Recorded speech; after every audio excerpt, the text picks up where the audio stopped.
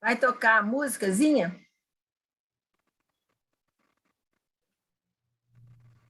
Bom, estamos aqui, então, para a nossa segunda palestra, né? Bom dia a todos. E eu tenho o grande prazer de apresentar o professor Jørgen Bruhn, da Universidade da Suécia. Ele é da Faculdade de Artes e Humanidades, no Departamento de Filme e Literatura. Ele fez pesquisas em Marcel Proust, em Bakhtin, literatura francesa medieval, teoria da literatura, história do romance, etc. E ele publicou nessa fase 2 romances muito interessantes. Um é este daqui,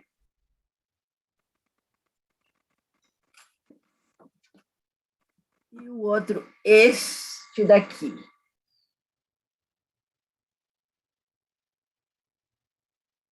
Parece. Professora Thaís, a gente não está vendo. Não, mas eu achei que... Vamos ver. Dá para ver? Não, né? Não, no foco que está, ele está se misturando com o background, o pano de fundo ali. Lá. Ele publicou esses 2 livros, Adaptation Studies, New Challenge, New Directions, e o outro, The Intermediality of Narrative Literature. Por muitos anos, ele focalizou nas questões de intermedialidade e interartes, e publicou muitos artigos em sueco, dinamarquês e inglês sobre as questões intermediáticas. E nessa época, então, ele publicou esses 2 livros, Intermediality and Narrative Literature, Medialities Matter, em 2016, e esse outro que é em sueco, que é Literatura Between Media. Atualmente, ele se preocupa com os caminhos entre os estudos da intermedialidade e ecocrítica contemporânea, incluindo a noção de antropoceno. Juntamente com seu grupo de pesquisa do Center for Intermedial and Multimodal Studies, ele tenta estabelecer uma abordagem metodológica e teórica, a ecocrítica intermidiática, que vai permitir aos pesquisadores analisar e comparar produtos de mídia através de outros tipos de mídia, incluindo artigos científicos, filmes, documentários, literatura, comunicações científicas populares e, é claro, literatura e as artes. Vários artigos em revistas especializadas, livros, conferências, capítulo de livro, organização de coleções, além de resenhas e capítulos de livros não acadêmicos, fazem parte da sua publicação. E nós tivemos o prazer de tê-lo aqui em Belo Horizonte, há uns anos atrás. Ele veio através do IEAT, né, o Instituto de Estudos Transdisciplinares Avançados e Transdisciplinares, e também ele participou do nosso 2º colóquio Escrita, Som e Imagem. Então, com muito prazer, eu vou apresentar aqui o professor Jørgen Bruhn, e vamos, então, ouvir a sua palestra.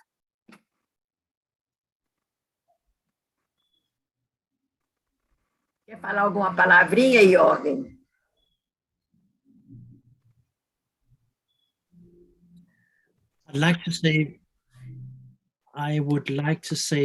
Eu gostaria de dizer muito obrigado pela apresentação, Thaís. É ótimo estar quase de volta, né? Virtualmente, mas já faz um tempo que eu estive aí e estou aqui muito ansioso para ver a sessão de discussão que teremos em seguida. Isso aqui é uma continuação do trabalho que eu já fazia na visita que eu fiz a vocês há 5 anos atrás, trabalhando com os estudantes e tudo mais. E vou participar com ansiedade. Estou ansioso para participar da discussão nas perguntas e respostas. Muito obrigado.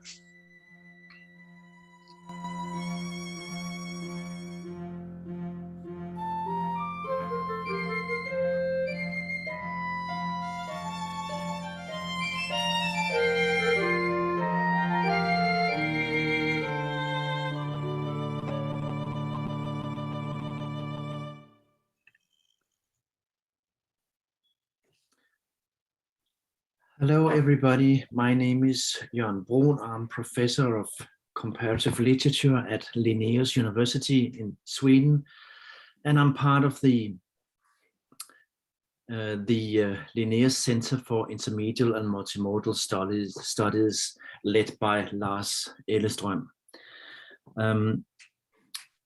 I will give a lecture on intermediate eco-criticism now, and I should begin by saying perhaps that it feels quite awkward for me to sit alone in a rainy afternoon in Sweden and present a lecture that will, in a sense, be in a context of wonderful Brazilian weather, I suppose, in Belo Horizonte, or seen on screens everywhere, and then we'll discuss this in a few weeks. But I'll try my best to keep my mind on this, even though it's for me a little strange situation.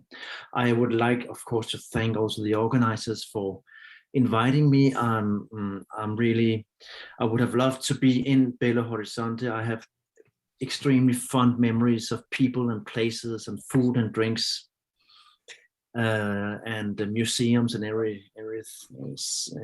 else in Belo Horizonte. But thank you for inviting me in this form also, and I look forward to talking to you soon. I will share my screen and begin my presentation now.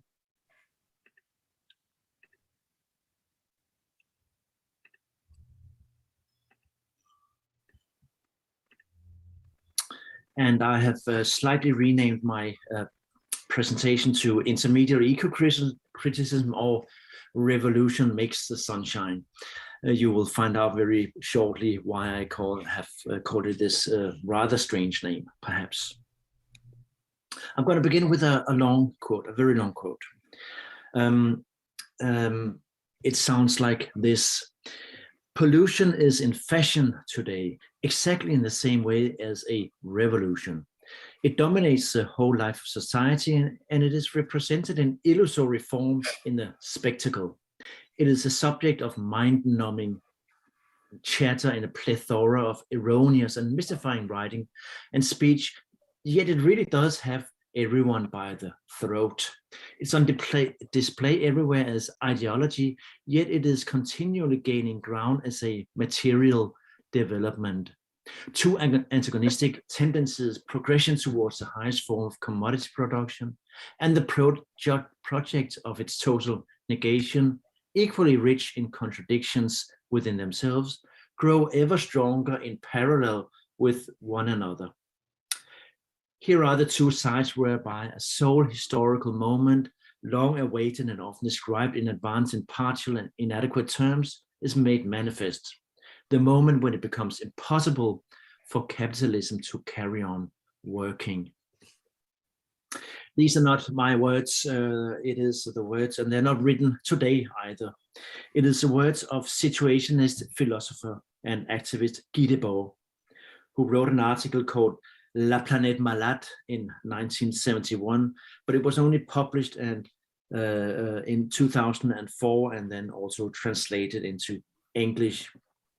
And the dramatic opening words seems to speak clearly to our own moment 50 years later now in 2021.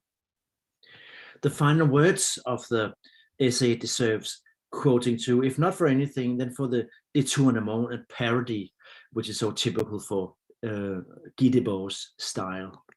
So he says, when it rains, when there are clouds of smog over Paris, let us never forget that it is the government's fault.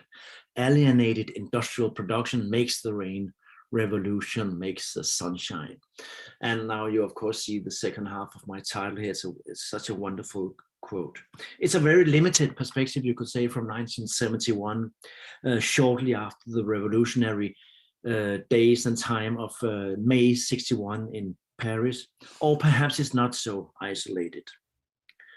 From the viewpoint, I would argue, both Scandinavia and South America, in particular Brazil, perhaps in 2021, the situation is not identical, but definitely comparable. We now live in what I would prefer to call a state of emergency. It's an emergency in questions of biodiversity, pollution, and global heating, and it's on a planetary plane. Scientific reports, as well as global news reports add to local and indigenous testimonies from all over the world that witness to an increase of alarming signs of current destruction and future threats. So-called natural weather disasters, ever-growing waste mountains, gigantic plastic islands in the acidified oceans, and planned a non-human extinction at unprecedented paces are getting more and more common around the world. And climate refugee streams around the world create unsustainable political chaos in many places. The threats concern all areas and all aspects of human and non-human life, and radical changes will involve everything from existential and ethical concerns of ethicals, policy decisions, and business strategies. In this situation, there's a risk of being overwhelmed, numbed, and pacified by the sheer enormity of the facts, which is doubly problematic in our current situation that needs individual and collective agency. It needs political mobilization and radical re-evaluations of economic models.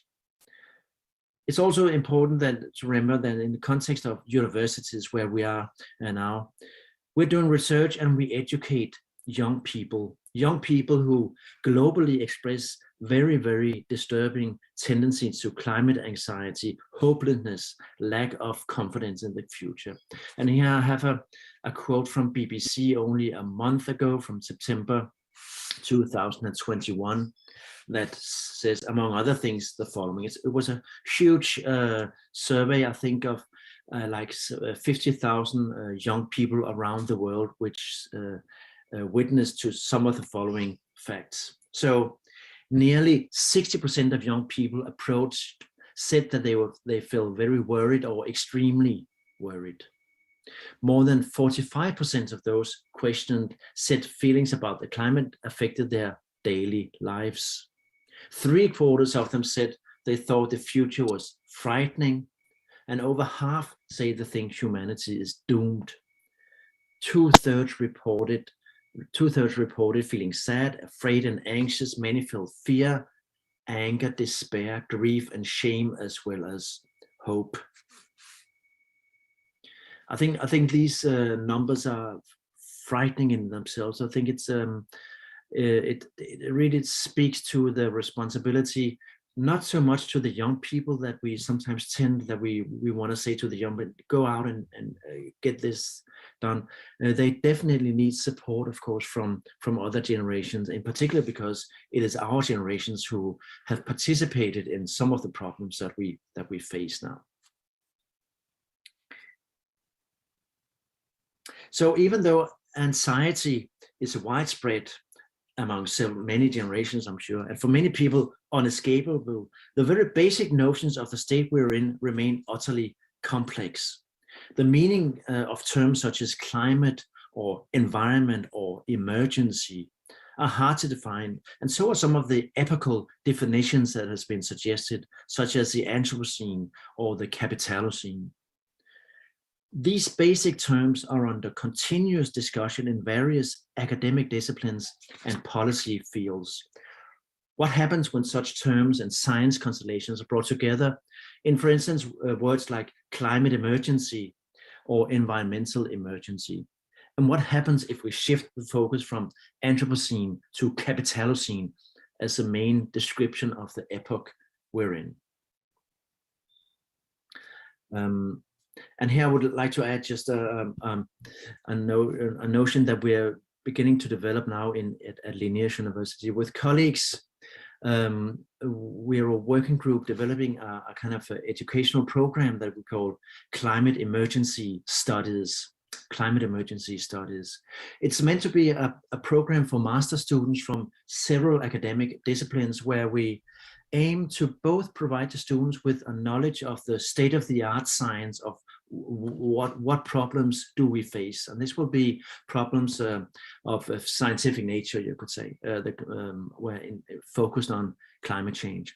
But also as a second half of this educational program, we aim to offer possibilities for agency for students, because normally, of course, in universities, we tend to train students to receive knowledge and to analyze it and perhaps to describe it in, let's say, articles, reports, essay, which perhaps is a difficult thing to do at the moment, where we risk pacifying students, making students perhaps more anxious than they were, perhaps even,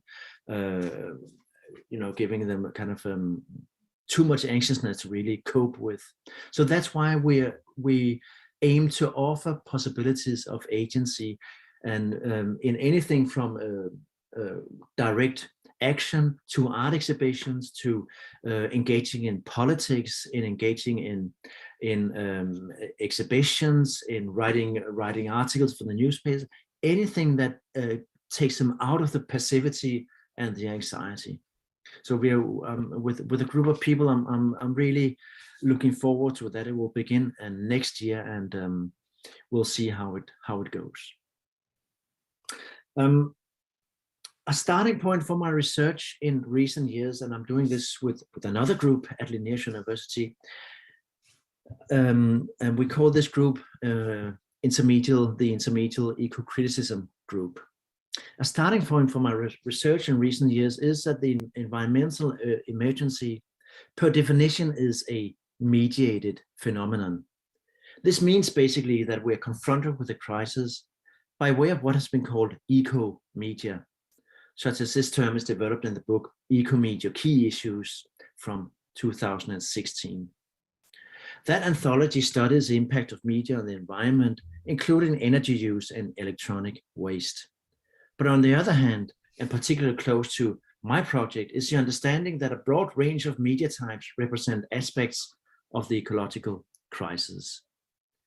These media types range from poetry to popular science and political reports, to books, journal articles, fine art, TV programs. All media types may be able to convey the emergency aspects.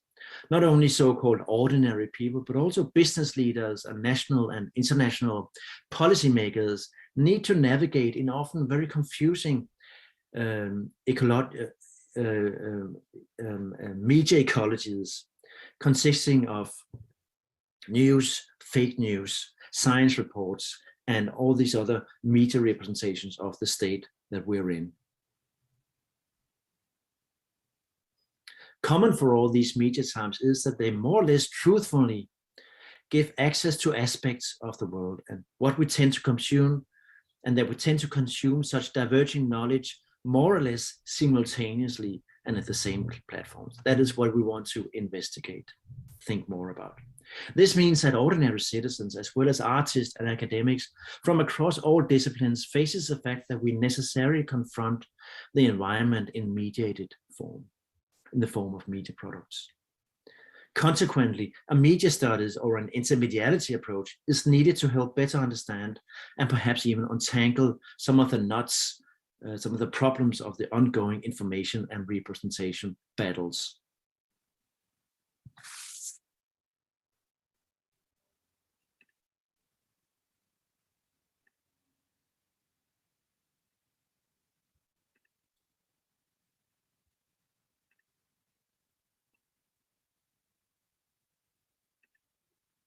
So we are working at Linnæus University in a working group with the term intermediate ecocriticism, where we, and that's what I will talk about in this section, where we will talk about the Capitalocene, and we studied the Capitalocene crisis as man-made and media-born. So we see the crisis we're in as both man anthropogenically produced, man-made, but it's also media-born. This is an important phrase to be aware of, I think. And then we analyze and compare representations of the mediated ecological crisis, including, as mentioned already, scientific reports, popular science, web communication, manifest, graphic novels, documentary, feature films, all this that we term then eco-media. And just to say what is then the Capitalocene or the Anthropocene crisis we were in, it is about the fossil economy's destructive extraction projects. It is the dramatic decrease of biodiversity in the oceans and on land. It is the changed phosphorus and nitrate circles as a result of agriculture. It is the depletion of natural resources. It is also, of course, climate change, or rather global heating.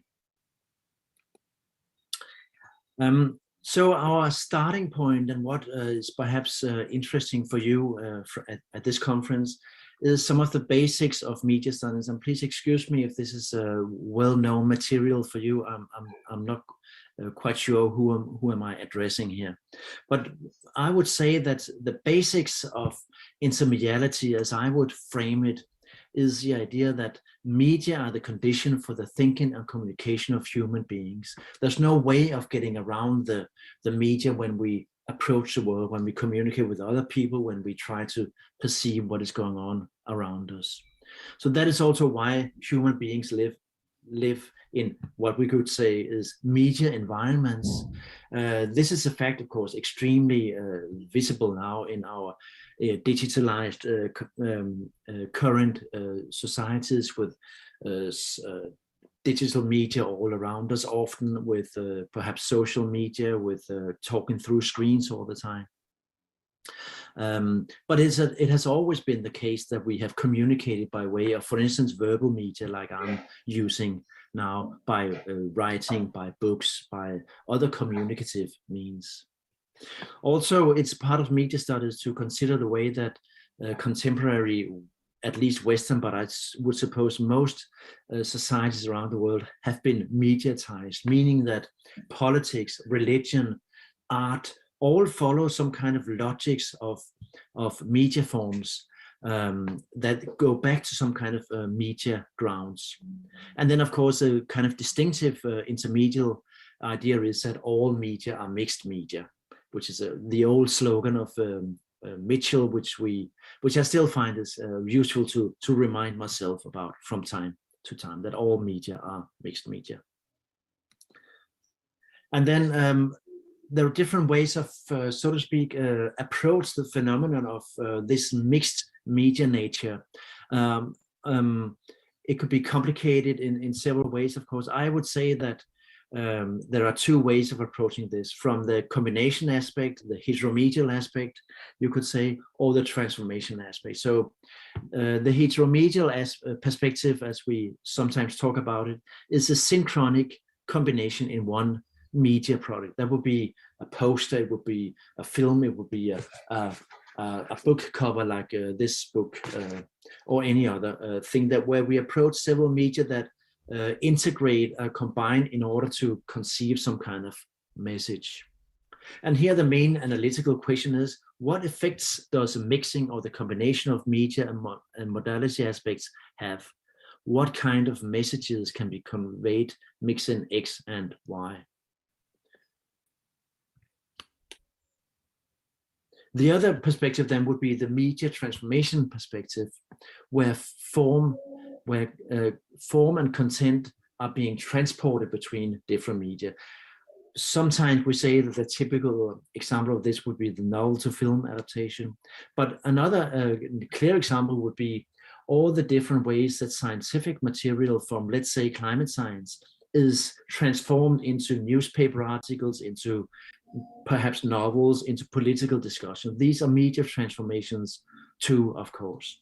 And here the main analytical questions are: what form and content can be transferred across media borders, and what are the affordances of different media?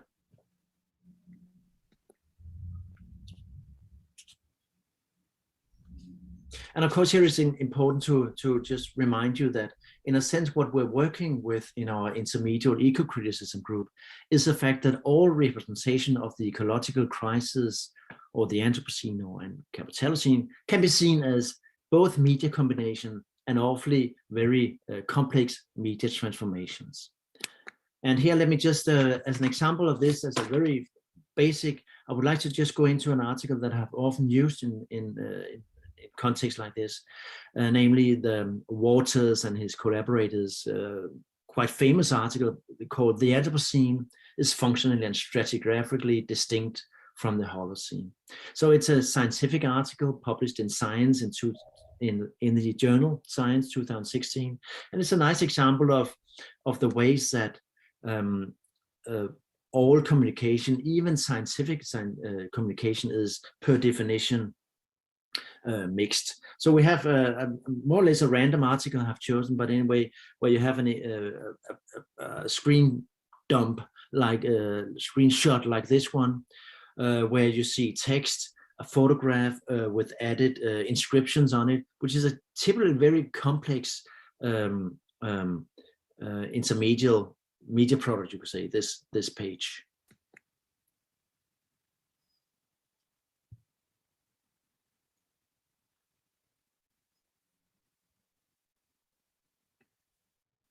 The next page offers another view of more or less the same thing, of the combination of colored figures, colored ciphers and writing, graphs, diagram, written text on one and the same page. Sorry, by accident I missed one of the pages. I'll move on here.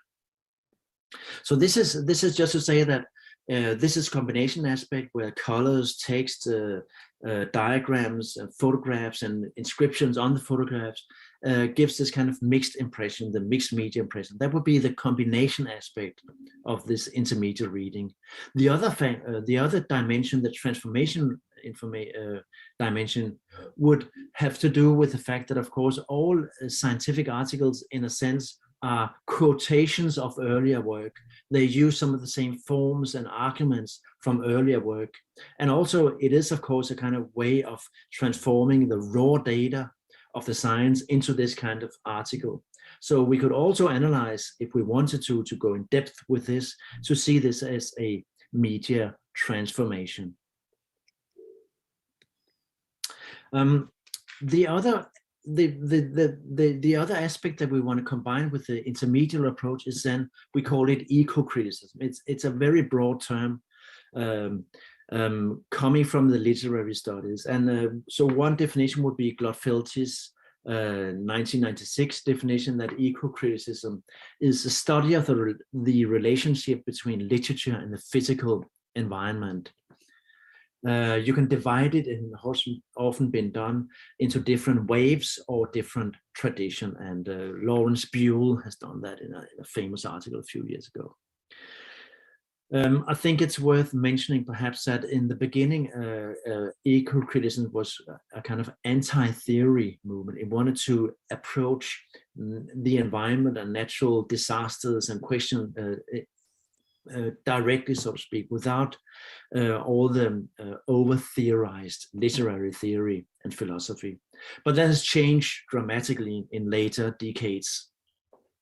And I mentioned some of the inspirations here, including, particularly important, I think, is feminism and ecofeminism, which was early on very important in the development of the field, but also Marxism, post-structuralism, and in recent years, new materialism.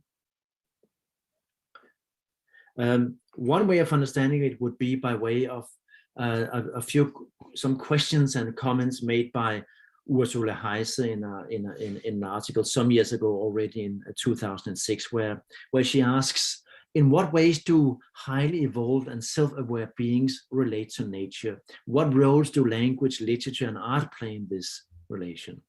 How have modernization and globalization processes transformed it? Is it possible to return to more ecologically attuned ways of inhabiting nature? And what would be the cultural prerequisites for such a change? Eco-criticism has a triple, and secondly, it's important to say, I think, that eco-criticism has, it walks on three legs, so to speak. It has and I quote again from Ursula Heise, eco-criticism has a triple allegiance to the scientific study of nature. That's the first. The scholarly analysis of cultural representations, and the political struggle for sustainable ways of inhabiting the world. So Ursula Heiss, and I agree with her that it's a kind of this triple loyalty that we would often have if we are interested in eco-criticism. We rely on natural science facts, we study cultural products, and we, in some ways, we see this as a kind of activist academic position. I jumped from the Glotfelty quote from 1996 and then jumped 10 years to Ursula Heiss here. The third quote here is from, I'm very sorry, I forgot the reference here. This is from Greg Garrard, who in 2016, 10 years after Heiss, says simply that eco-criticism is the study of the relationship between the human and the non-human throughout human history and entailing critical analysis of the term human itself. Here you see, and that this is a definition I tend to like quite because it opens up the field of eco-criticism from the field of literature and representations to a more philosophical approach, and also includes many different media. So intermediate eco-criticism, then, the way we try to develop it, contributes to eco-criticism by stating that all ecological questions per definition relate to questions of mediation and representation. Probably most eco-critics would not be directly offended by this, but of course our approach is that we have a much wider spectrum of media that we are interested in. And also as part of that, intermediate eco-criticism demonstrate that the ecological crisis is not only a natural, scientific, or technological question, but a problem relating to key questions of humanities. Again, this is not in opposition at all to eco-criticism. They would say the same thing.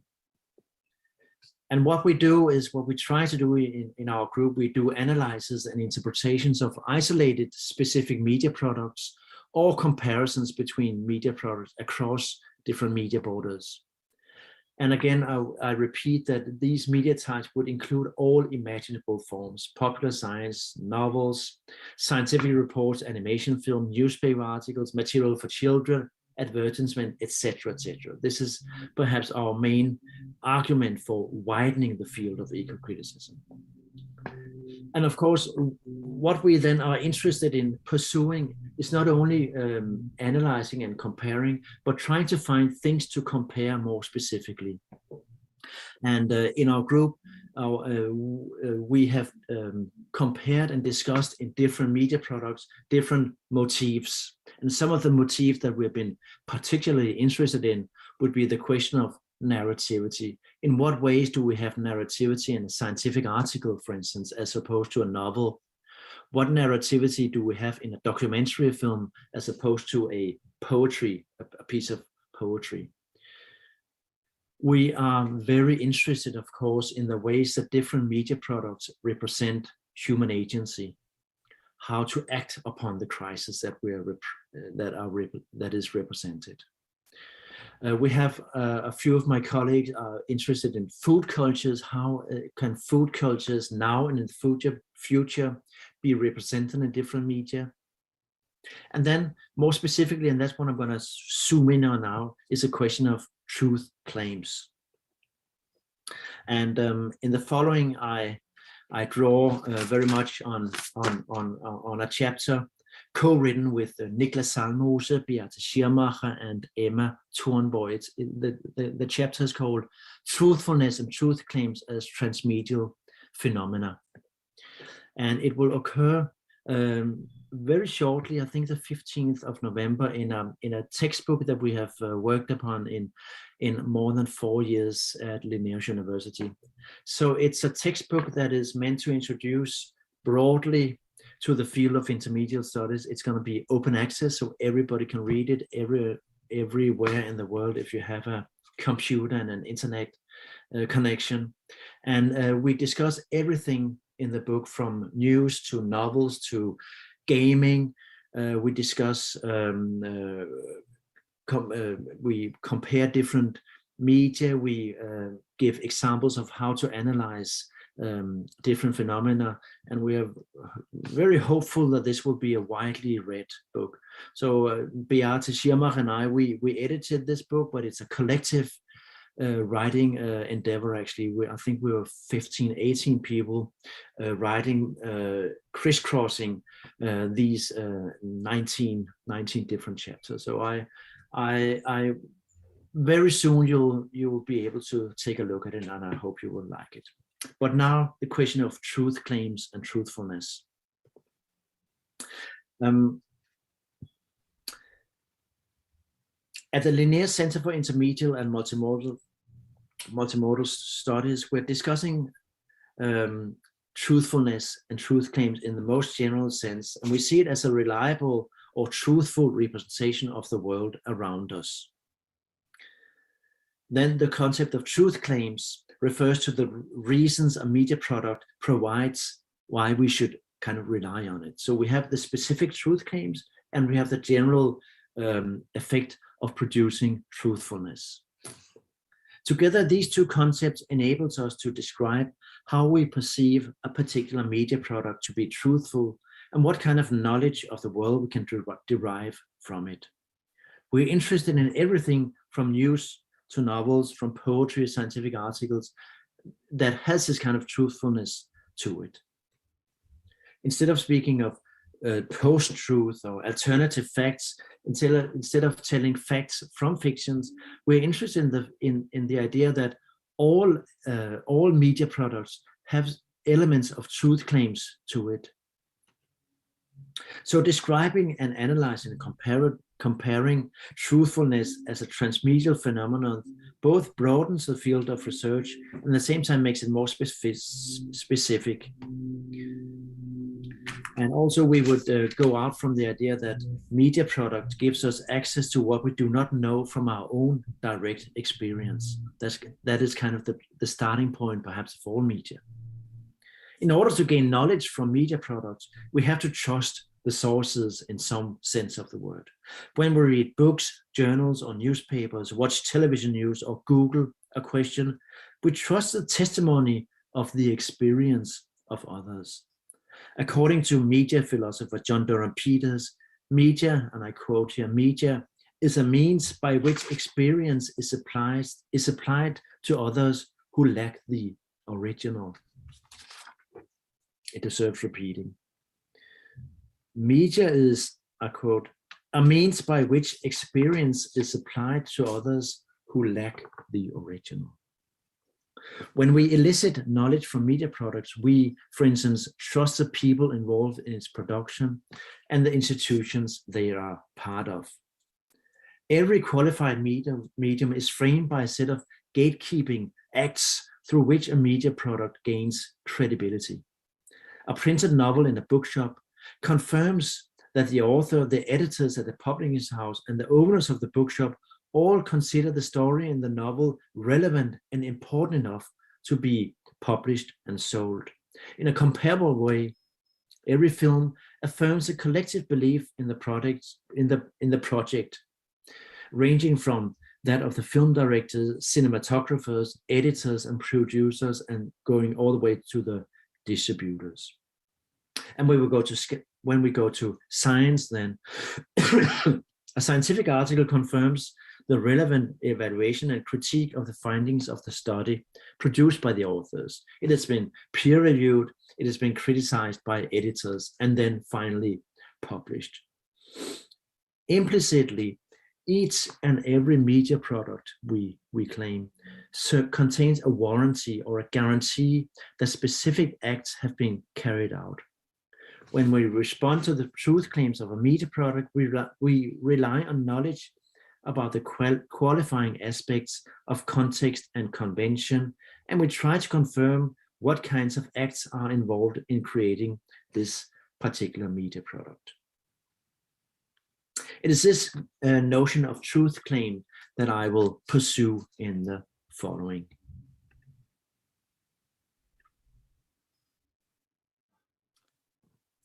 So I have tried to sketch some of the questions we're interested in our intermediate eco-criticism group, focusing a little bit more in the end on the question of truthfulness. And now I want to move on to 3 examples that very briefly will exemplify some of the work we're trying to do. And I will begin by saying a few words about a graphic novel called Jørgen Bruhn, or Climate Changed. It appeared originally in 2012. So Jørgen Bruhn, I would say, is an interesting example of, in a sense, a relatively direct conveyance of what we could also call perhaps objective truth claims from science, but it is framed in an autobiographical context that makes it subjectivized but reliable because it is subjectivized. So the very opening of this rich, big, I think it's like 300 pages graphic novel, is a very kind of meta-reflexive consideration of how to begin a work of art. And we see him considering his early memories of going to the cinema, reading books. He quotes several famous openings of literary works. And we slowly understand that the issue here is that he's starting a new work with a very complex theme, namely climate change. And you could say that what he does, and I go to the next slide here, is that he incorporates, in this graphic novel, life and science is incorporated. So constantly in this graphic novel, and I think what makes it quite efficient is the way that the graphic novel says that the graphic novel and Philippe Squazzone, in his autobiographical way, filters the scientific material through himself. So he has his own doubts concerning the validity of some of the science being made. He has doubts concerning how to change his own life. He has doubts concerning how to represent this in a graphic novel, how to act upon this. So it is these constant interminglings between different ways of representing the world. And here he, in a sense, represents himself reading some of this scientific material. And we see this visualized in this beautiful slide of himself reading material with a graph, then showing some of the famous hockey graphs of the great acceleration. What I find useful and interesting in this way of representing climate science is the way that it is constantly framed in questions of doubt and reflection. And also he faces existential doubts and existential fears even, and that is part of this explanation of the climate change issue we're in. So we are seeing him working all the time, anchoring personally these scientific ideas, while at the other time, sometimes we have pretty fierce and long and very complex arguments concerning the science of this. But all the time, the science is put in a context of personal evaluation.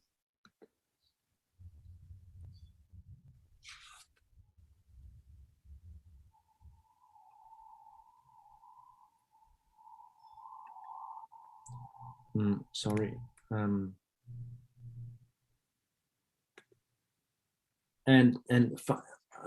messing up a little bit the sequence here.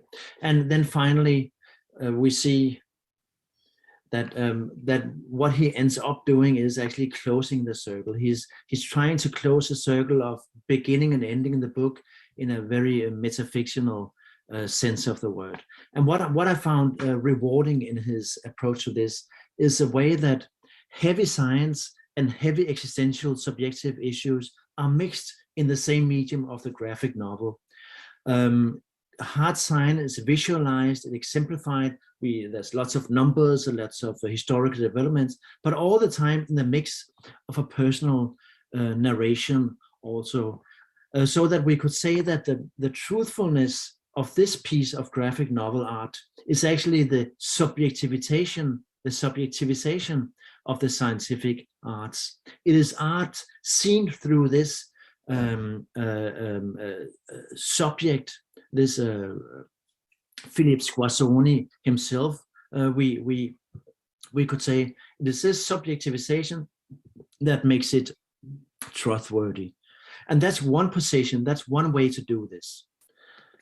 Another way is, and here I go to one of the most important sources actually of our knowledge concerning at least climate change, namely the IPCC, the Intergovernmental Panel on Climate Change, who published a very disturbing report this late summer, and a 3,000-page report where I've only read and looked a little closer at what is called the summary for policymakers.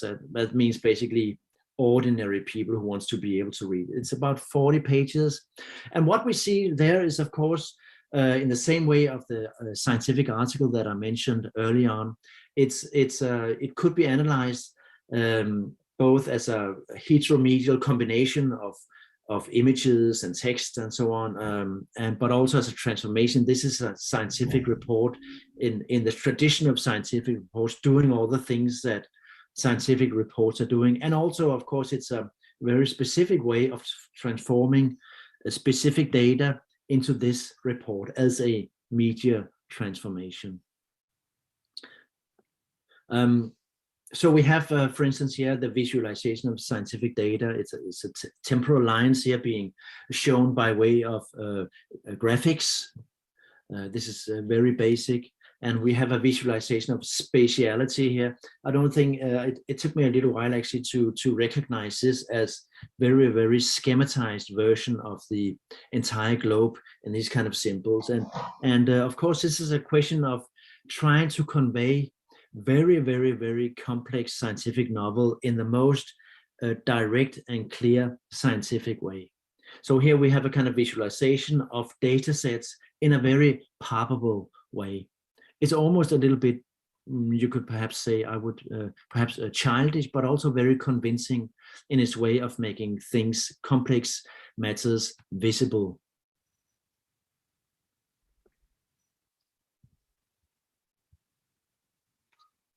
And even here we have, you could say, an image of some of the possible futures, some of the possible futures lying ahead of us, graphically visualized here in different possible futures. I've been very interested in some of these. These are all data computer generated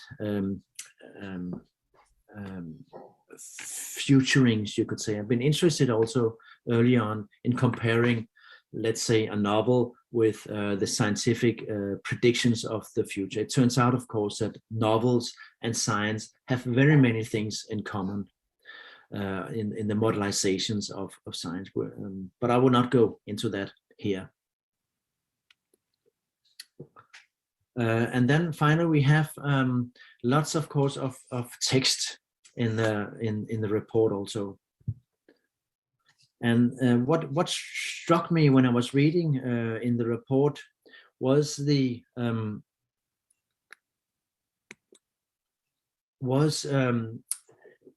some of the formulations of text like this. And I actually, it's not very reader friendly here. Not all of this even short report is so reader friendly. But what struck me was that, of course, that this report wants to make it make a very, very truthful. It's crucial for such a report to be truthful, and it works by way of different truth claims. It works by different data. It works also by a very, very specific and detailed way of writing. And of course, coming from literature as I do, we're used to linguistic uncertainties. You could say that's what literature perhaps is all about, literature precision, but also extreme uncertainties. And I was struck by the way that the report sometimes says something like this, and I read here: from the likely range of total human-caused global surface temperature increase from 1850 to with the best estimate of 1.07 degrees. It is likely this, and it is even very likely, it says further down, and it is extremely likely. And I was first a bit confused, and I thought, how do they elaborate with these linguistic terms? And then I found an older document in the IPPC website, which is a fantastic source of information, where you can find the following. This is a report from 2010, where all IPCC writers are encouraged to follow these particular way of scaling the uncertainties. So you could say that virtually certain means 99 to 100% probability. Very likely means 90 to 100% probability. And what I'm interested in here is the in a sense obvious, but also for a literary scholar, amazing fact that probabilities in percent can be translated directly into terms, and these terms should be systematically employed in the writing. And then it was also from an intermediate, that is in a sense an intermediate point in itself. It's a transformation from ciphers to letters. And also then I was interested in another figure I saw, namely this figure that goes from the lighter to the darkest corner here, going from low agreement and limited evidence to high agreement and robust evidence, which is a kind of way of visualizing in a frame here the way that certainties should be approached.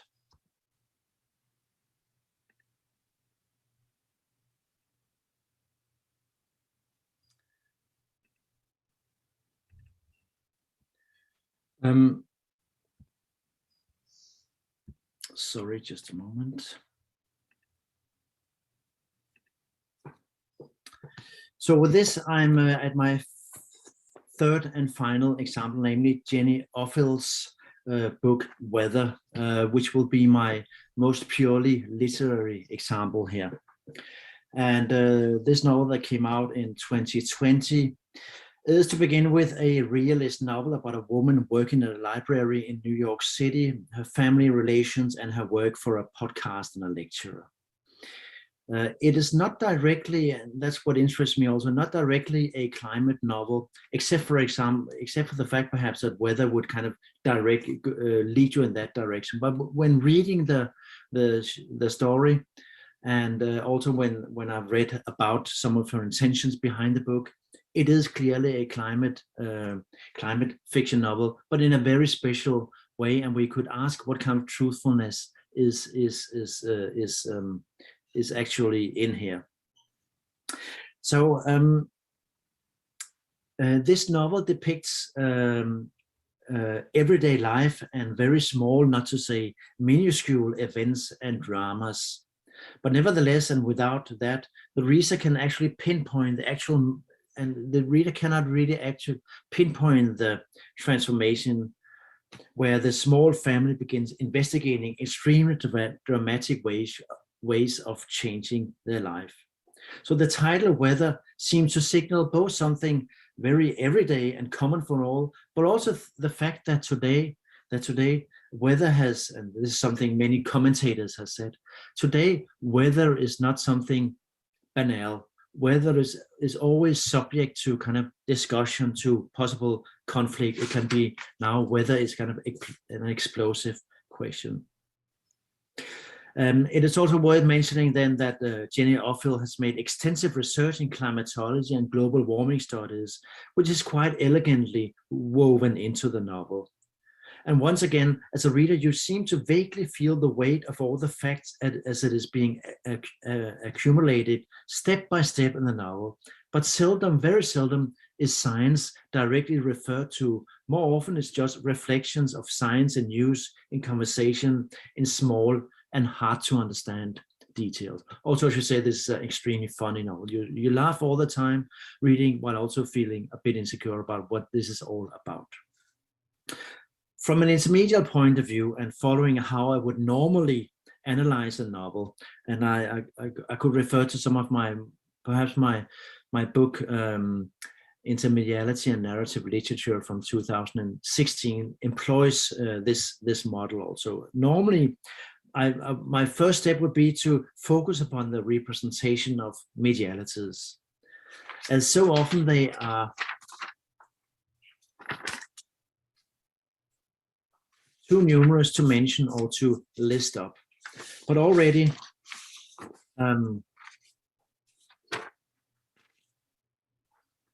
after about 15 or 18 pages, the following media types have been mentioned and briefly remarked upon. And I'll just say this quickly for you. A podcast is mentioned, an educational 3D game is mentioned, supermarket flyers are mentioned, a magazine, bills to be paid, movies, telephone calls, letters. There's a person coding, or her husband coding.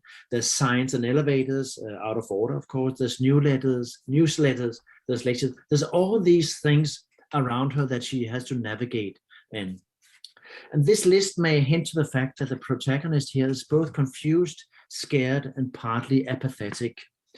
She seems to be partly moved around in a confusing and scary universe of information and campaigns, disinformation, and then also the very, very, for her, shocking event that Donald Trump is elected president in the United States. With her husband, she becomes more and more interested in so-called prepper techniques. That means ways of escaping society and survive in some kind of non-social environments if the great disaster happens. And here I think the disaster that could happen is both the kind of the fear of a fascist overtaking of society, but also which interests us here, the ecological catastrophe, or perhaps both. That's also why the book reproduces one of several iconic but strangely discomforting fact boxes. She has several fact boxes in her book. And this one is with some kind of questions and answers. And here the question is, what is the difference between a disaster and an emergency? And the answer here, a disaster is a sudden event that causes great damage or loss. An emergency is a situation in which normal operations cannot continue and immediate action is required so as to prevent a disaster.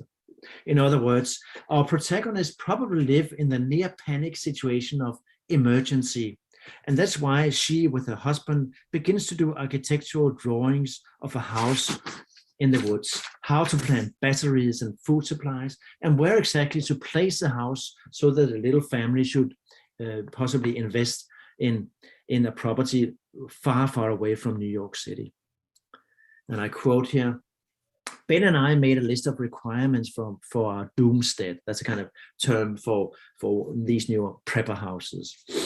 Ben and I made a list of requirements for our doomstead: arable land, a water source, access to a train line, high on a hill. Are we high on a hill for flood or defense? Both. I'll build a moat, he said, then went on the internet to learn how to do it. And this is a typical kind of comical situation, because I don't think we have any hopes that her husband, who is a former PhD student, now turned into a coder, will ever be able to build a moat in the woods somewhere in the States. But this is the sign of their desperation, that they have to rely on the media form of the internet to find information about this. In terms of genre, this novel would probably not be directly labeled climate fiction novel, however you choose to find that subgenre of the contemporary novel. But I certainly choose to read it that way. I would argue that this can indeed be read as sci-fi literature, not, of course, in the same way that some of the classic examples in the genre, including the dystopian works of Norwegian Maja Lunde, who's had an international reputations of her work, or American Kim Stanley Robinson's techno-utopian sci-fi, or the very dark visions that dominates a number of the most popular young adult dystopian works. Instead, this is a novel that deals with the slow, anxious feeling that perhaps we're living in a state of emergency without being sure if we do. It's a novel that both have a strong narrative pointing to this, but in intermediate term, this point is made too by way of this accumulation of small but distinctive hints and signs symbolized in the ever-present parts of the eco-media, which are everywhere around, in particular the protagonist. Now, in what way does this novel work with truth claims or with truthfulness? So I said that in our intermediate group, we confront the classic discussion of how to define fiction versus non-fiction by stating that this is not a strict demarcation line. Instead, all communication has aspects of fiction or narrativity or non-fictional aspects to it. And therefore, we want to describe instead in which ways this particular media product employs specific devices, that is, aspects of truth claims, that creates this paradoxical impression of truthfulness in a novel. From a traditional literary point of view, the novel, of course, follows the rules of realism. This means that the novel represents a recognizable world with recognizable rules that follows the laws of nature. So that's basically realism, you could say. Even the human beings here act and think in patterns and ways that we recognize as if they could have been part of the world outside fiction. What the intermediate approach may add to this, and this is an early sketch of a work I'm going to pursue more, in this case is a focus on the ubiquitous presence of media products and media types with which I began this list of different media surrounding her, confusing her, and also guiding her. I would argue that the novel demonstrates that the protagonist lives in an environment of media, in a media environment, you could almost say, and that a feeling of desperation and anxiety slowly but step by step is created by way of these media instances. Therefore, I would argue that this novel, even though it works with this gentle satire, is nevertheless a fictional but truthful representation of how people, without ever getting in direct touch with hard science, so to speak, for instance, the IPCC report that I just mentioned, they experience the stressful situation we're in. This novel does not express hopes of futures or ways to act directly. It's not a manual for acting. It is a description of how many people feel the current state of emergency without knowing if they are in a state of emergency. And with this, I want to end my presentation here. I try to start out giving a kind of image of how I see a common broad planetary situation, then focusing on how perhaps intermediate studies may enrich the basic ideas of eco-criticism in the work we're doing at Linnæus University. And then I gave three quite short and perhaps too superficial exemplifications of how we can talk about truth claims and truthfulness in three very diverse media products, namely a graphic novel by Philippe Squazzoni called Saison Brune, or Climate Changed, as it is translated into in English.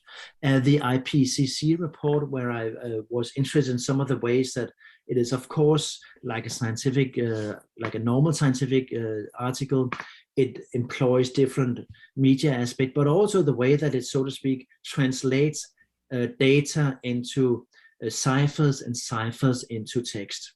And then finally, a kind of more obscure, but still, I think, very truthful depiction of how, for many people, it feels to live in the planetary situation we're in now, at least at some highly developed societies, perhaps mostly in the North, namely Jenny Offell's novel, Weather. So I'm gonna end this talk here. I thank you so much for your attention. I look very much forward, much more forward than this lecture, talking to myself. I look forward to talking with you about this in a few weeks. Thank you very much. Muito obrigada, professor.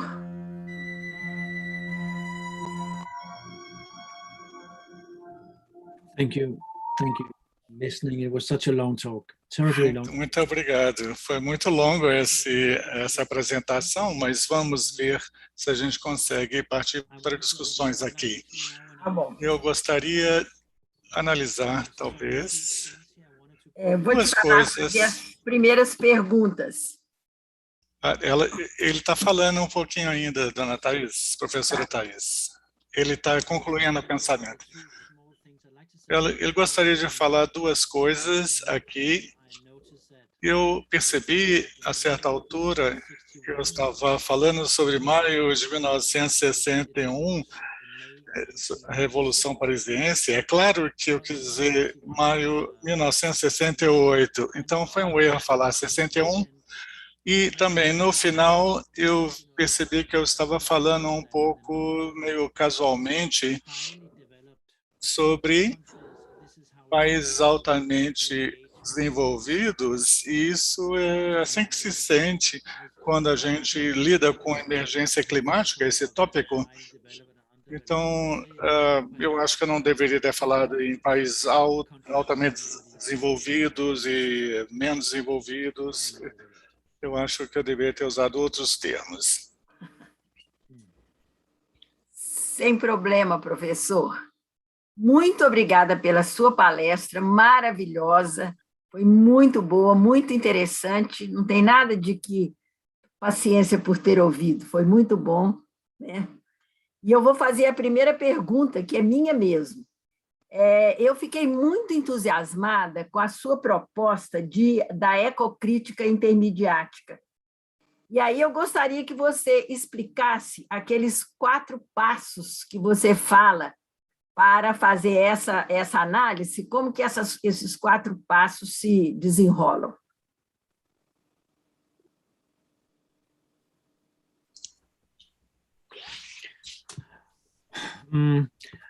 I'm a little bit doubtful to go. Eu estou um pouco incerto de entrar em muito detalhe nesses passos, porque são ideias maiêuticas relativas a como desenvolver uma maneira estável de se analisar as coisas. Mas, muito brevemente, eu poderia dizer que descrever, analisar produtos específicos da mídia em si mesmos, usando a terminologia intermidiática, e eu trabalho com isso, como vocês sabem, no nosso grupo, que trata de vários tipos de mídia, como literatura e cinema e tudo mais, tentando descrever esses produtos midiáticos da maneira mais específica possível.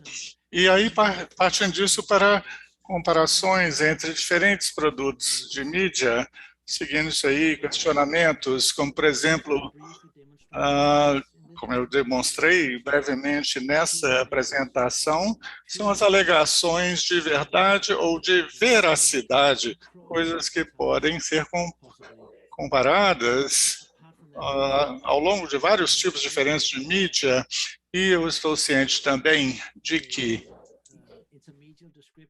a descrição intermediática e análise intermediática e comparações desse tipo não são suficientes para entender realmente a natureza, e os pontos são tão intrincados, e esses diferentes referenciais dentro desse contexto.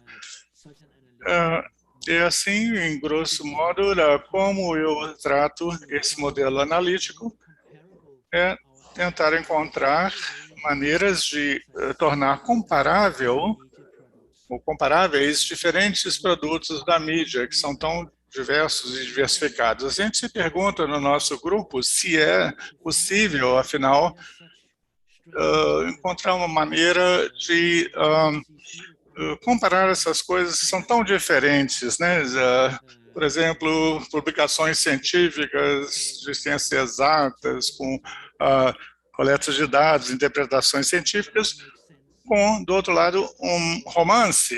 E isso, nesse caso, eu remeto a essa novela gráfica, ou graphic novel, que eu chamei. Desculpa, congelou. Não sei quanto que a gente pode, de maneira significativa, comparar essas coisas, mas esta é a nossa ideia, pelo menos nossa intenção. Muito obrigada. Eu tenho aqui uma pergunta do professor André Melo Mendes. Ele disse o seguinte: ao assistir à sua apresentação, não pude deixar de me lembrar dos anos de 1980, quando havia uma sensação de que uma guerra atômica era iminente. Os jovens desse período sofreram muito com a possibilidade de exterminação da raça humana. Em vez de Casa na Floresta, como no romance da Jane Austen, havia grande preocupação com a construção de bunkers que permitissem sobreviver à guerra atômica. Você também percebe semelhança entre os tempos atuais e esse período?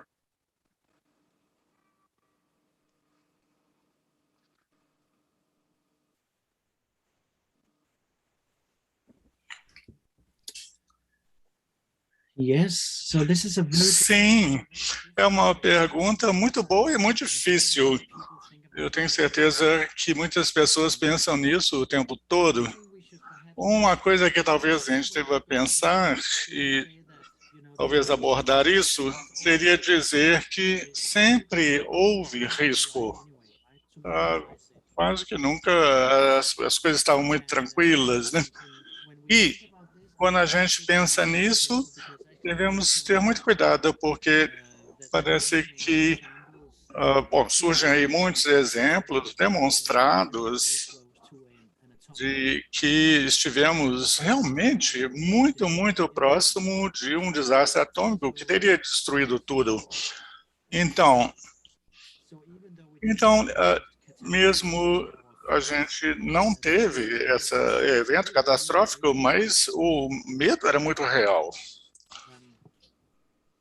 eu acho. Então, eu acho, de fato, que os sentimentos e os efeitos produzidos podem definitivamente ser comparados, sim. É claro que se alguém olhasse historicamente para os diferentes períodos, você poderia recuar cada vez mais no passado e muitas ideias e sensações apocalípticas, né, religiosas inicialmente, ou depois científicas. Houve questões levantadas nisso já no começo do século XX, sobre esse apocalipse tecnológico. Eu não sei como que estará daqui a 20 anos, mas o que é especial a respeito da nossa situação é que estamos reunindo aí um grupo, ou um corpo substancial de ciência que tem uma unanimidade importante e que isso é aterrorizador. Temos diferentes questões políticas com que lidar relativos a isso, e uma delas é a negação, o negacionismo com relação à ciência climática. A gente tem que manter a cabeça fria nessa situação. Toda vez que você vê a ciência sendo questionada, dúvidas levantadas, provavelmente isso envolve homens, geralmente são homens, e geralmente muito velhos, né? Muito idosos. e também que não são especialistas, ou se referindo a cientistas que não são especialistas em clima e que também são cientistas velhos. Então, eles estão aí alimentando esperanças, como Bolsonaro, como Trump, mas não há suporte científico para essas posições, e isso é importante de admitir.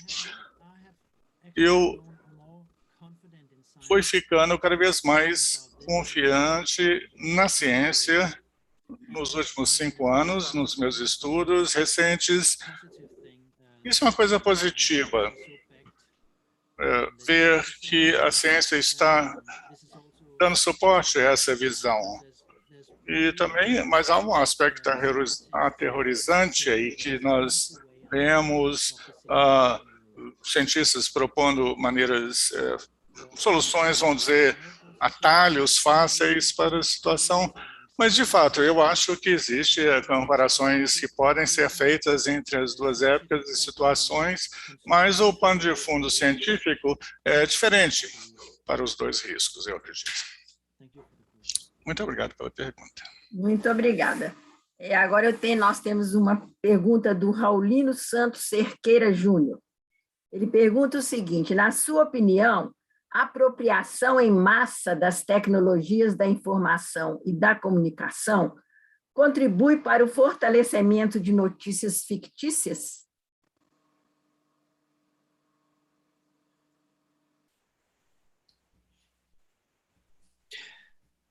I'm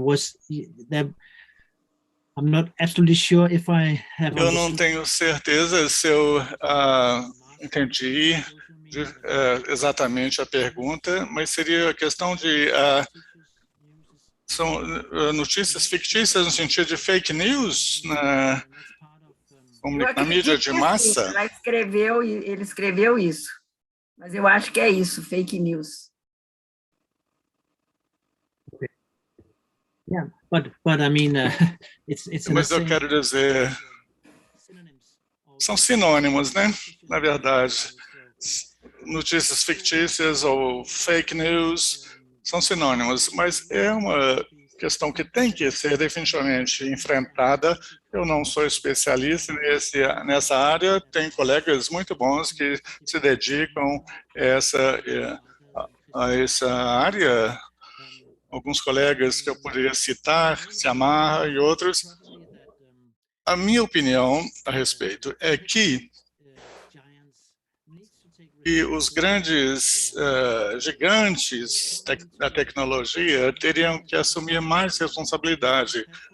Eles não deveriam ser uma plataforma apenas neutra, mas eles deveriam ser vistos e cobrados como editores, como gente que publica informações. E acho que, receio que o presidente brasileiro foi também confrontado com algumas declarações que ele fez a esse respeito. Mas quem vai decidir, no final das contas, né? Essa é uma questão. Quem vai decidir o que é fake ou não? Mas é importante descobrir maneiras de se definir alegações confiáveis de verdade. Estamos numa situação,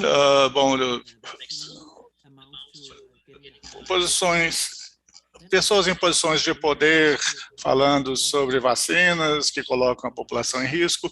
Isso seria, por exemplo, uma coisa muito irresponsável de se publicar, eu diria.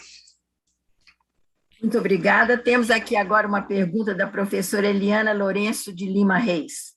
Ela pergunta o seguinte: no livro Disjuncture and Difference in the Global Cultural Economy, foi publicado originalmente em 1990, o Appadurai discute os fluxos que caracterizam o mundo contemporâneo, entre eles as paisagens midiáticas e as paisagens ideológicas responsáveis pela difusão de um repertório de imagens e ideias, contribuindo para criar mundos imaginados baseados em imagens e narrativas.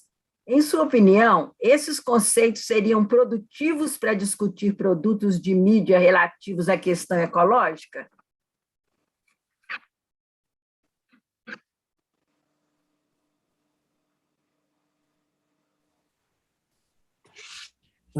Yes.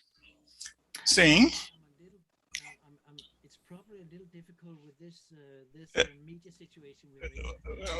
Talvez isso possa colocar desafios especiais, porque você está lendo uma coisa escrita e ela foi traduzida e eu não tenho certeza se eu entendi muito bem a pergunta. Me parece que é um tipo de uma discussão que já aconteceu, o que eu chamaria de estudos intermediáticos, questões intermediáticas. Isso poderia ser combinado de certa maneira. Eu acho que eu realmente não entendi muito bem a pergunta. Pode refazer, por favor? Pode refazer, Thais. Ela me pergunta o seguinte, que nesse livro, Disjuncture and Difference in the Global Cultural Economy, do Appadurai, ele discute os fluxos que caracterizam o mundo contemporâneo, entre as paisagens midiáticas, que ele chama de mediascapes, e as paisagens ideológicas, que ele chama de ideoscapes, que são responsáveis pela difusão de um repertório de imagens que contribuem para criar mundos imaginários. Isso seriam, então, baseados em imagens narrativas. E ela pergunta se, na sua opinião, esses conceitos, se eles seriam produtivos para discutir os produtos de mídia relacionados com a ecologia.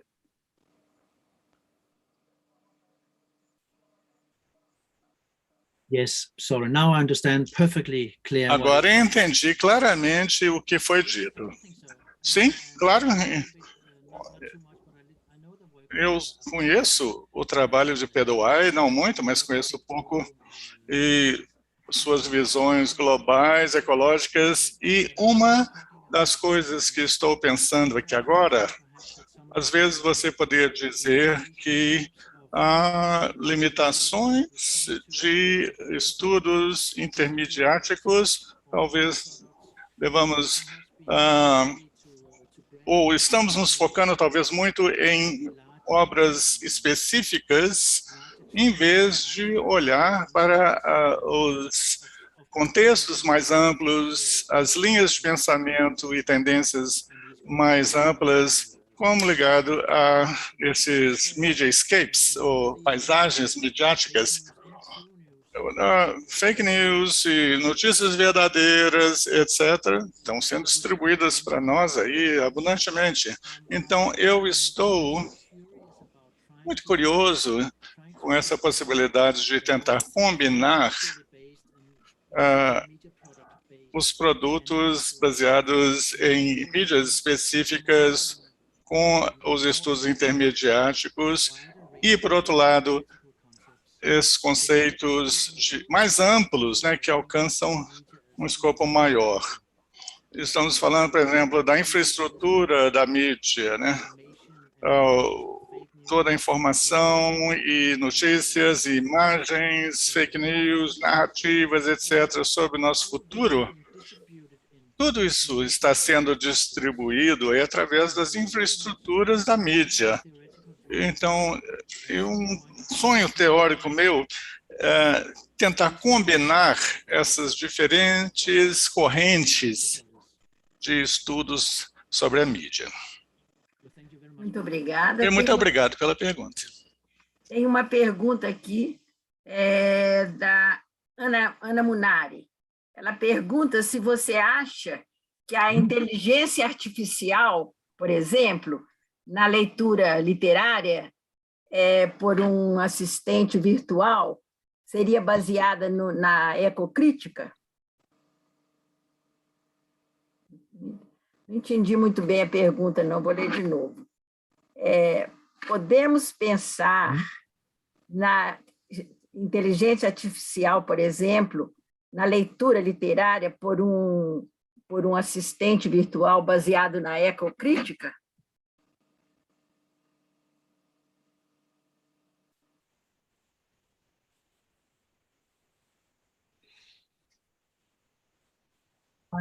I understand perfectly well what is meant here, and I think also Sim, entendi até muito bem. E vou tentar responder. Sim, eu acho sim que uma abordagem de Big Data e o que chamamos também de leitura distante ou à distância, quando utilizado de maneira correta e quando se chega a estudos literários e mesmo intermediáticos, o que isso poderia tornar possível é fazer todo o trabalho de um estudioso, um pesquisador ou grupo de scholars que eles não conseguem ver tudo e ler tudo. Então, seria muito útil encontrar maneiras ligadas à inteligência artificial de se mergulhar nesse vasto universo de diferentes tipos de mídia e produtos midiáticos.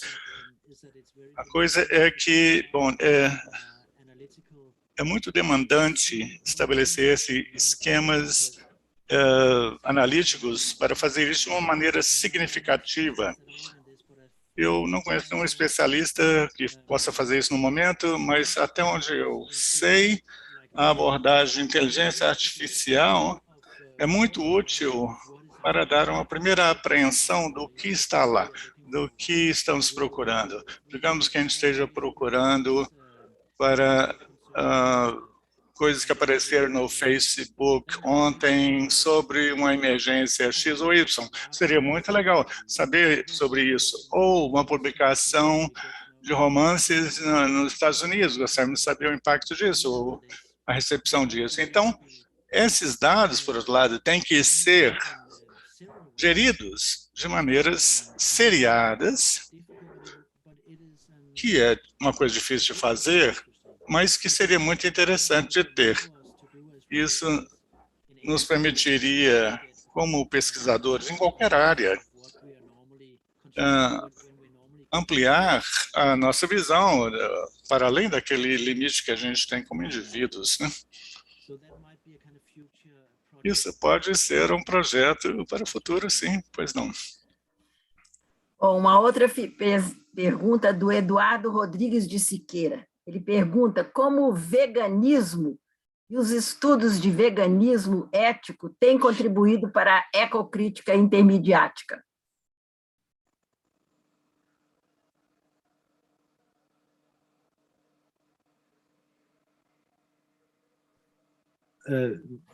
Did you say vegan studies? Veganos, os veganos. Ele chama de veganismo ético. Okay. Yes. Okay. Yes. And how does it relate to intermediate or to eco-critical studies? I'm sorry. Como que esse veganismo crítico tem contribuído para a ecocrítica intermidiática?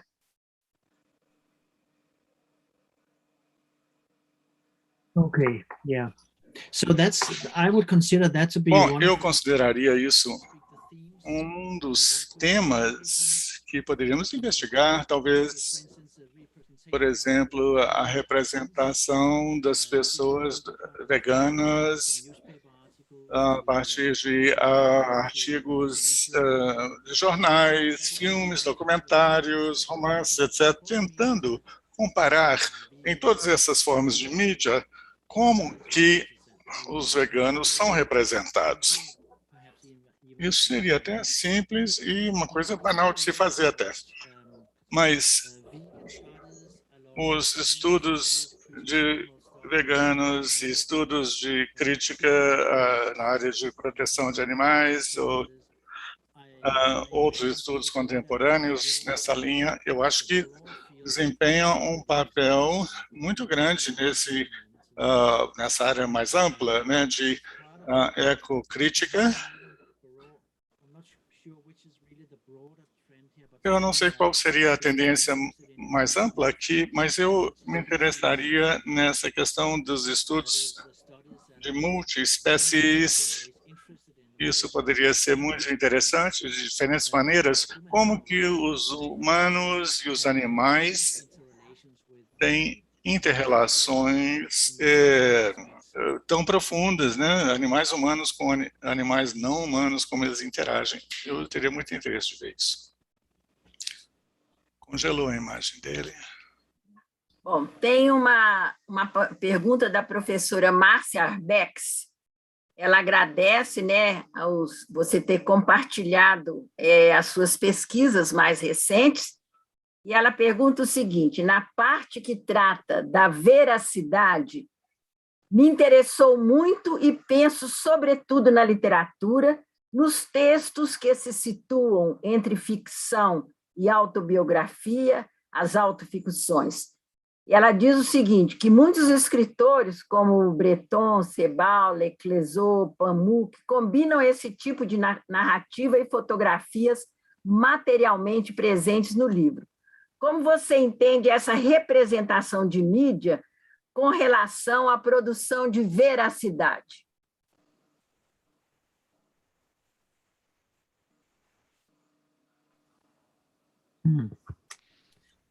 That's a very good question. É uma boa pergunta, muito boa.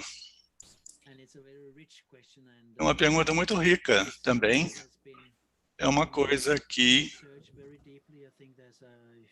tem sido pesquisada até em profundidade nas áreas de ficcionalidade, autobiografia e temas relacionados. Eu acho que eu vou ter que responder meio defensivamente, receio, porque eu diria que provavelmente eu teria que dizer que a autobiografia e outras formas literárias, como ficção, etc., parecem apontar para uma questão que eu tentei abordar na minha apresentação, que não é muito saudável, talvez, fazer uma distinção muito rígida nas artes, pelo menos, entre ficção e não ficção. Mesmo em aspectos relacionados como narratividade ou não narratividade, ou artístico ou não artístico, estético, não estético, em termos mais amplos. O que eu aprendi com os estudos intermediáticos e uma das comparações que a gente faz com diferentes tipos de mídia, o que eu aprendi com isso foi, entre outras coisas, que a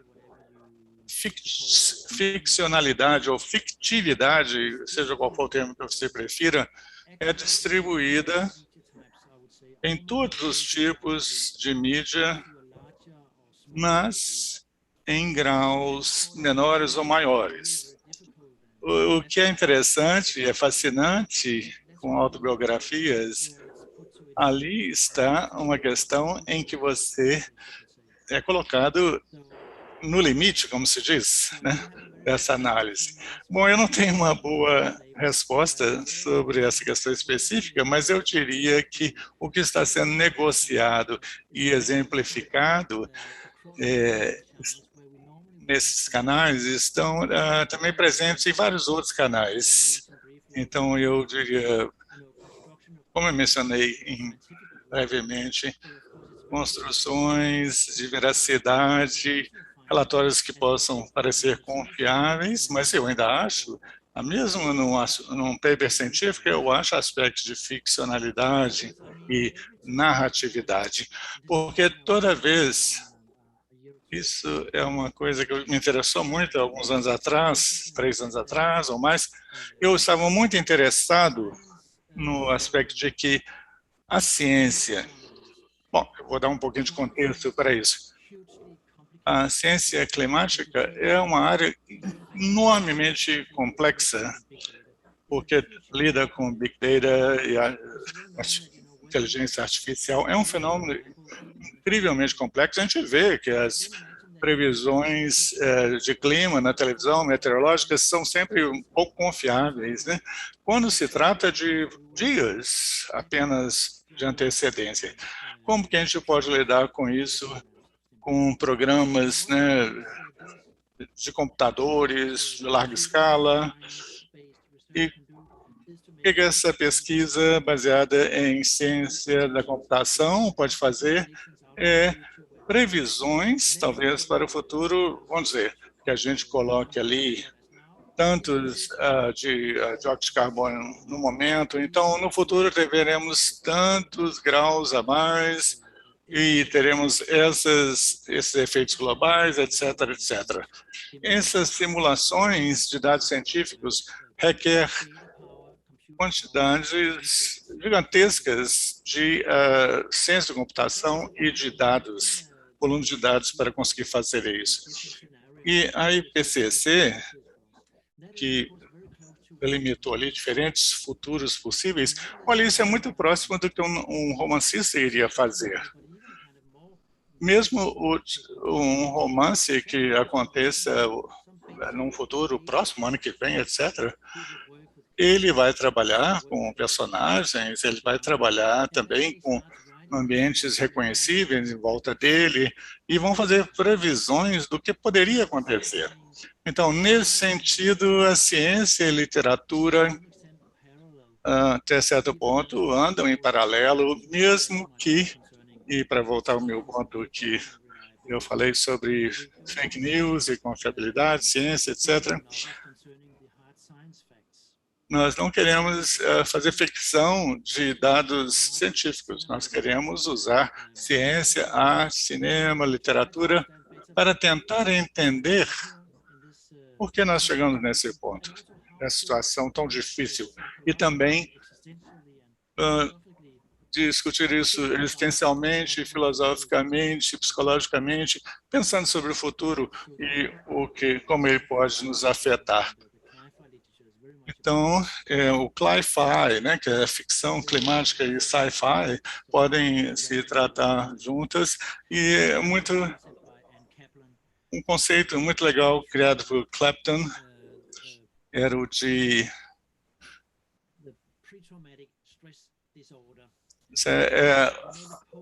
pre-traumatic stress disorder. Vocês conhecem o pós-traumático, né? O trauma pós, ou o distúrbio pós-traumático, né? Mas nós temos agora esse conceito de distúrbio pré-traumático, né? Por exemplo, se você é um refugiado, você foi, por exemplo, você sofreu um ataque sexual, um estupro, etc.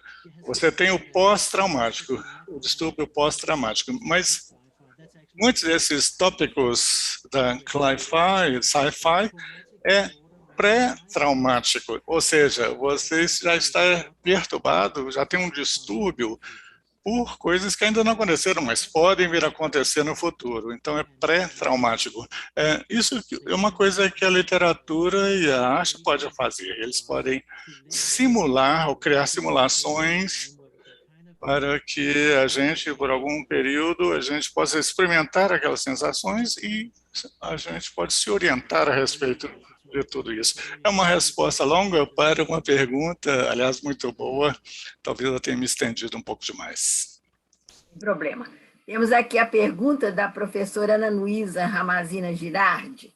Ela agradece a excelente palestra e pergunta: como o senhor acredita que o uso de tonalidades do branco ao preto e a ausência de outras cores colaboram para a formação de sentido na Saison Bruhn, naquela pessoa que você citou do livro?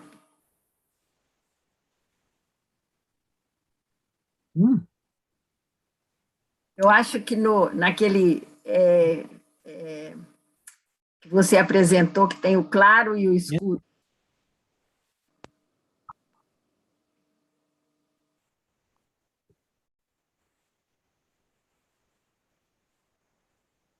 Here's a yeah, that's a very good question. É uma pergunta muito boa, de fato. Talvez a primeira resposta seria que o básico, preto e branco, seria uma questão econômica, por exemplo, para publicar um livro imenso dele aqui, de 480 e tantas páginas, talvez fosse ficar muito caro se fosse publicado em cores. Mas, é claro, ele é um romancista gráfico muito bom, porque ele tem uma história ali autobiográfica muito interessante também, incidentalmente, mas também ele é bom para colocar as coisas de uma maneira muito sofisticada, em que as cores, os tons de cinza, o escuro profundo, tudo isso pode ser expresso de maneira simbólica. Então, ele está trabalhando conscientemente com essas cores, com essas escolhas, né, de tons. Eu gostaria de ler o livro de novo e ter em mente a pergunta que você fez, para ver minha impressão. Mas talvez eu deva repetir em palestras que eu já falei. Eu gosto desse e-book, inclusive eu uso ele com meus alunos às vezes, porque eu acho que é uma maneira muito recompensadora de descrever, muito gratificante de descrever ciência exata, como que aquilo se reflete na subjetividade. Então, toda vez, na experiência com o livro, eu sinto que ele pode canalizar essas sensações, essas reflexões. Eu li a obra autobiográfica citada e o estilo correto, a escolha de palavras, a escolha de temas políticos, debates e de tons, preto, branco, cinza, isso foi muito bem pensado, foi organizado de maneira muito bem pensada. Então, se eu pudesse olhar de novo para o livro, à luz da sua pergunta, eu terei mais condições de responder isso de uma maneira mais sistemática do ponto de vista artístico. Bom, agora temos uma pergunta do Augusto Correia Cipriani. Ele agradece a palestra e pergunta o seguinte: gostaria de saber sua opinião sobre a própria noção de mediação nas fontes das relações intermidiáticas, como nos artigos científicos, por exemplo. No fim, a verdade transmitida por esses artigos existe exterior a eles, ou a verdade é criada na mediação interna desses artigos? Difícil a pergunta. Difícil pergunta.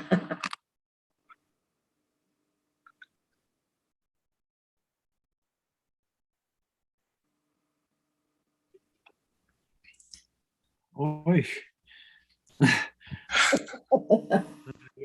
Yes, what do I think about that? O que eu penso sobre isso? Olha, eu nem sei. É uma pergunta tão boa que parece que vai além da minha capacidade de responder, além do meu alcance. Eu vou tentar falar duas coisas. Primeiro, eu acho que você viu ali os esboços das probabilidades, dos esquemas de cores naquele relatório do IPCC e o estilo disso. Então, às vezes, nós, das humanidades, achamos que os cientistas são bem ingênuos, né, no seu conceito de verdade. Às vezes, não. Eles são muito cientes de que os dados que eles coletam e que eles interpretam e publicam em documentos científicos ou como análise de congressos como esse, eles percebem que há um grande risco de que aquilo pode ser superado por resultados até melhores no futuro. Então, eu suponho que é uma verdade meio mainstream, meio convencional aqui. O que eu acrescentaria a isso é que no que nós estamos interessados, e não somos os únicos a estar interessados nisto, esses estudos críticos científicos, com o trabalho de Latour, por exemplo, e outras mediações de dados. O fato é que, claro, muito precocemente, cada dado já entra em uma certa intermediação, já se torna um produto midiático. Cada resultado de laboratório ou de pesquisa na natureza ou capturado em câmeras ou outros instrumentos técnicos, já, na verdade, não existe dados brutos, por assim dizer. Cada dado já passou por instrumentos ou sensações de um ser humano, sentidos. Então, você não pega primeiro, faz o dado científico, depois você discute isso, escreve sobre isso. Bom, claro que isso é uma rede imensa de intermediações que se coloca aí. E é claro que é uma pergunta linda que você levantou, porque parece que apontar para o fato de que, seja o caso de mediação, ou a ideia da mediação da ciência, dá uma certa relatividade ao trabalho natural, científico, eu diria, não necessariamente. Essa é uma discussão que é muito difícil e vem já há algum tempo se desenrolando entre os especialistas, estudiosos. Talvez textos precoces do autor tenham sido questionados, mas o Latour, por exemplo, já tenha modulado sua posição e essa confiança cega, com mais convicção, está sustentando a ideia das mudanças climáticas colocadas cientificamente. Eu vi uma exposição do Latour na Alemanha, chamada de Críticos Somos, colocado como ZKM, que é um centro de mídia acústica na Alemanha. Isso existe também online, é um curso fantástico. Está ali num catálogo de exposições e estão falando ali sobre o conceito de sons críticos. São entidades científicas, por assim dizer, com diferentes maneiras de entender diferentes partes do mundo, aspectos do mundo, a partir de diferentes abordagens científicas. E podemos, então, a partir dali, entender certos aspectos espaciais, inclusive. Isso inspirou muito o nosso trabalho, porque eu não tenho certeza, mas eu acho que a exposição foca apenas numa área específica da França, eu acho que é o sul da França, onde que diferentes abordagens científicas são misturadas o mais possível para se chegar a esse conceito de criptossom, ou criticossom. São coisas que podemos pensar numa cooperação entre a ciência e outras áreas, num sentido mais polifônico. Esses sons, né, que foram estudados pretendiam atingir um nível mais alto. Não apenas uma contribuição, um acrescenta um ponto, outro, mas simplesmente também uma abordagem em que eles sejam, de fato, integrados.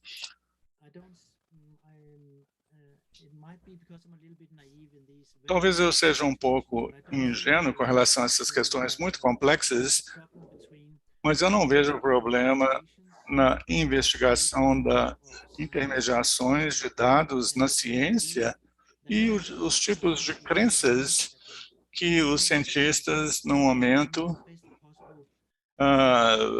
mantêm com relação ao melhor conhecimento que temos no momento. Mas é uma área extremamente polêmica que nós estamos entrando aí, claro. Bom, muito obrigada. Tem aqui uma pergunta do Josué Caleb Martins Vasconcelos. Ele fala que achou muito interessante como a graphic novel usa da subjetividade de uma experiência intimamente pessoal para reforçar a veracidade da sua posição em relação ao clima. Seria uma falha da divulgação científica atual a falta de subjetividade? Apenas relatar os fatos de forma objetiva, que os cidadãos comuns têm dificuldade de interpretar? Enquanto isso, não poderia ser feito de forma mais tocante e visceral?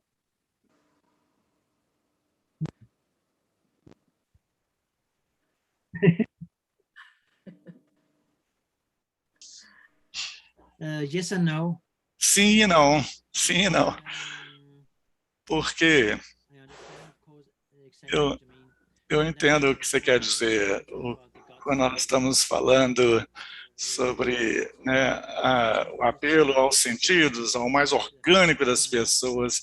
Bom, quando a gente fala sobre ciência popular, que a gente vê online ou vê em livros, né, de popularização da ciência, então talvez isso seja uma coisa que possa ser classificado como informação popular ou popularesca da ciência. A gente trabalha com ecocrítica. Tinha esse livro fantástico, Silent Scream, né, o grito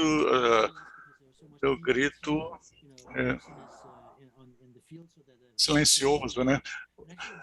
Foi o caso do uso do DDT nos Estados Unidos na época, que matou muitos pássaros e outros animais. Então, aí foi entendido como uma coisa venenosa, tóxica, e foi banida dos Estados Unidos por causa desse livro, que denunciou o caso. E eu acho que é isso que, assim que a ciência popular deveria funcionar. Vamos pegar aí, por exemplo, de novo, o relatório do IPCC. Os cientistas, e aí são milhares de cientistas do mundo inteiro que verificaram de novo, conferiram, reconferiram tudo que está no livro. Eles têm são muito cautelosos de colocar ali afirmações pessoais naquele livro, porque há medo deles mesmos, receio deles de que eles sejam colocados em dúvida. Alguns dos e-mails foram vazados e falaram, o IPCC não está fazendo um trabalho científico, na verdade, mas isso não foi verdade, isso foi, na verdade, uma fake news, né? Eles estão sempre tentando fazer uma diferença muito clara entre, olha, isso aqui é o que a gente pode fazer ou afirmar com confiança, e aí a população, os líderes políticos e os tomadores de decisões se baseiam nessas formações. Bom, tudo bem, é isso que eu quero dizer.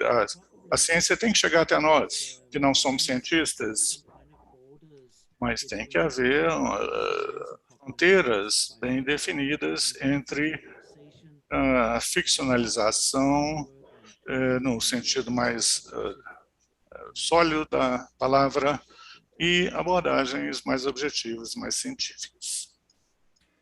Bom, nós temos mais 5 minutos, então eu vou fazer a pergunta da Tassiana Calçavara Andrade. Ela falou que não ia fazer uma pergunta, que ela ia fazer apenas um comentário. Ela disse o seguinte: acredito que a intermedialidade presente nos exemplos mostrados, a graphic novel e o romance, tem um papel importante ajudando na compreensão de dados que muitos julgariam serem inacessíveis, como os dados científicos. Com a combinação de mídias, a informação fica palpável e não entediante para os diferentes públicos, abrangendo os diversos tipos de inteligência, visual, espaço-temporal, auditivo, entre outras.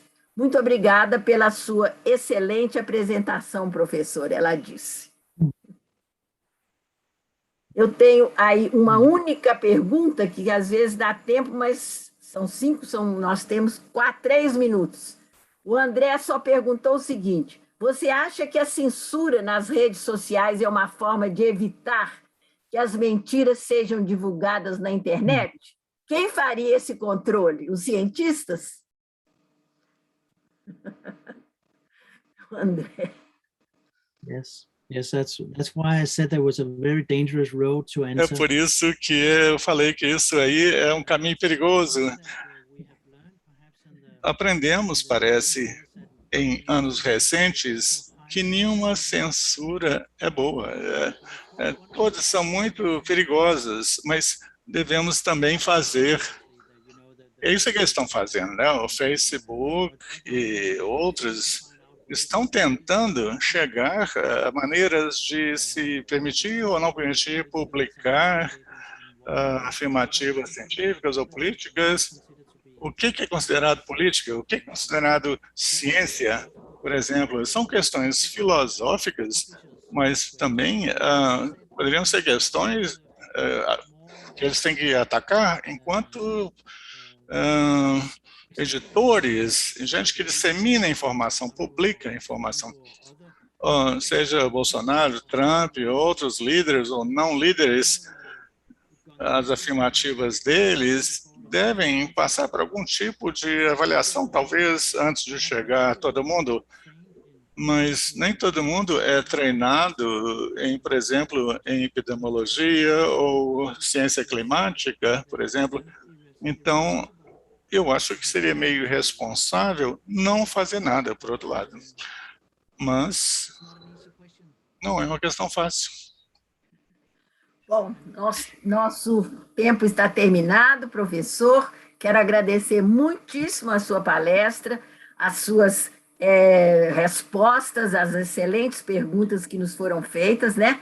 E foi um grande prazer estar aqui colaborando com essa palestra, né? E te agradeço. Nos veremos breve, se Deus quiser. Yes, I hope so also. Yes, thank you so much to everybody who listened. Eu também espero. Então, muito obrigado a todos por estarem ouvindo com tanta paciência, e foi uma intermediação muito legal. Muito obrigado.